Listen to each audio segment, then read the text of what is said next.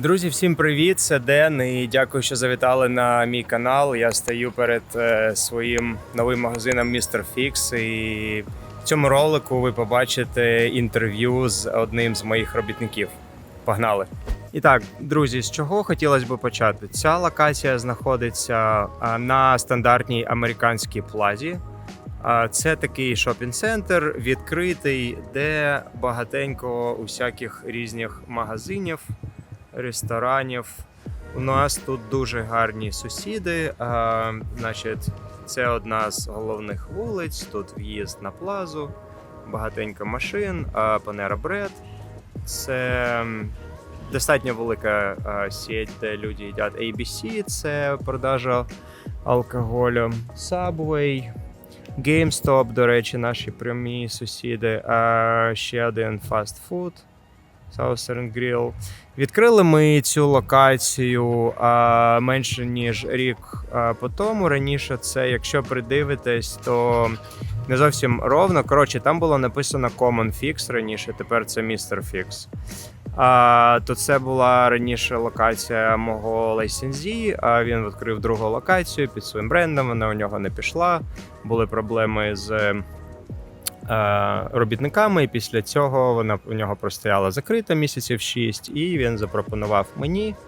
Я цю локацію реабілітував, і вона потроху у нас розкручується і приносить якісь навіть гроші. І так, ходімо, поспілкуємося з Райаном, так звати майстра, він вам розкаже трохи більше. Це звичайний сторфронт, це ширина нашого юніта, вивіски усі ми занесли, бо це 7 вечора, і саме час закривати магазин і закінчувати зміну. Hey! Hey! Mr. Ryan! How are you? Doing alright? Good seeing you. Ready for the interview? Yeah. Ryan, my supervisor at the Great Bridge. How are you doing today? Doing alright? Doing good. Good. So, what brought you here? What brought you to the industry? Well, ever since I was young, I tinkered.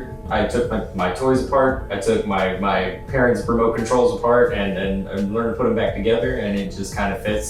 I like to fix things. I like to make things work again, and I like to do so in a way that's unique, I guess. I just like to tinker. I like to take things apart. Okay, that's interesting because like nowadays it's mainly you either a good tech or you're a good salesperson, and in this particular like industry and in this job you have to be good with sales and with technical skills, which is not like a common thing for most of the people. So how do you handle that? Like how do you manage to do both things? It's really just being able to talk to people and understand their problem and help them understand why they might be having that problem. It's not necessarily a challenge it's not necessarily a challenge when you communicate with people and you actually get to know them, and then that also brings them back to you later. So if they have a problem in the future, and I tell everybody, I say, hopefully I see you again, just not for the same problem. That's my thing, and hopefully not for a new problem either. But yeah, no, it's mostly about communication. You want to make sure that people that come to you with their problem can understand maybe why they had that problem and how to prevent it from happening again, rather than it's not all about sales. It's about communicating with people. So you like technical side more than sales side? Yeah, I do. I mean, I kind of can do both, but I like repairing things. I'm more hands-on rather than flashy sales kind of thing. But I can do both. I like it. Okay. What do you like particularly about this current job? I like that it's a little more fast-paced. It can be, and it's a challenge because technology is evolving and it's not going anywhere. So when somebody brings you a new device, it's kind of nice to be able to put your hands on it and be the first person to open it up and see it. It's again, I'm a tech guy by nature. It's what I do. So it's very interesting to me. I don't get bored. That's nice. You said that this industry is not going anywhere, right? Have you pictured yourself in a couple of years? Like, where would you like to see yourself, like in 2-3 years? I don't know. I've thought about it. And again, I think that, you know, I'm in a good spot now, but there's always room for improvement, you know, in everything, you know, anybody does. Maybe even, you know, having, you know, in a few years, and definitely improving this location, that's for sure. But maybe moving on to another location and you know, maybe expanding a little bit, that'd be nice.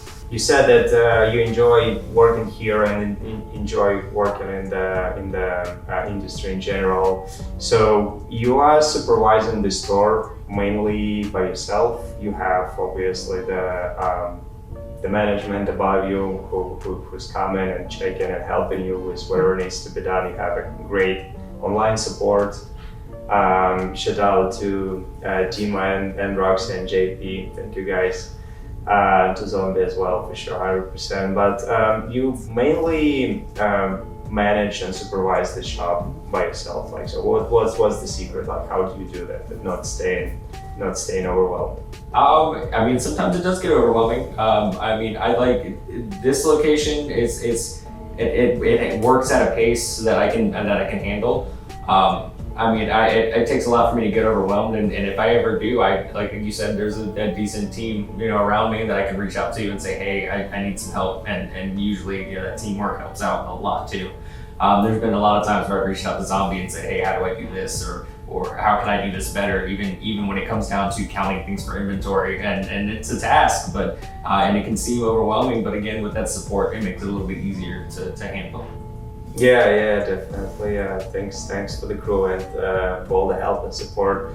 How do you manage your like stress level? Like if you feel like, you know, like you're about, you know, like to boil or anything, like what is your secret? Like what do you do? I'll take a moment to myself and realize that it's a day. It's today. It probably won't be like that tomorrow. You know, things happen. You know, things can go wrong, and I've dealt with it a lot throughout my career where, you know, you slip up and maybe you drop something and break it, you know, well, stuff happens, you know, you got to kind of, you know, look at it. Tomorrow's a new day. Today it happens. You just kind of got to take a deep breath and kind of take yourself out of that moment or that situation for a moment, and then turn around and get right back into it, maybe with a fresh mind state, something like that, so you're not caught up in it and you don't let it take over. That's a great idea. It's actually reminded me about the rule of 10. So it's like when, okay, like you're facing some issue and then you ask yourself, would it matter in 10 minutes? Would it matter in 10 days? You know, like in 10 months, in 10 years? And then you know, like you kind of like prioritize in your head, like how important it is for you. So cool. Yeah, that's awesome. So here at Mr. Fix, we are not only fixing stuff, but we'll also have like accessories, and you buy and sell devices from customers. Who are your typical customers who are bringing phones either for sale or for repair? The typical person that brings devices into me, it's usually somebody, it varies at this location. Sometimes it's people that are coming in to maybe get money towards a new phone.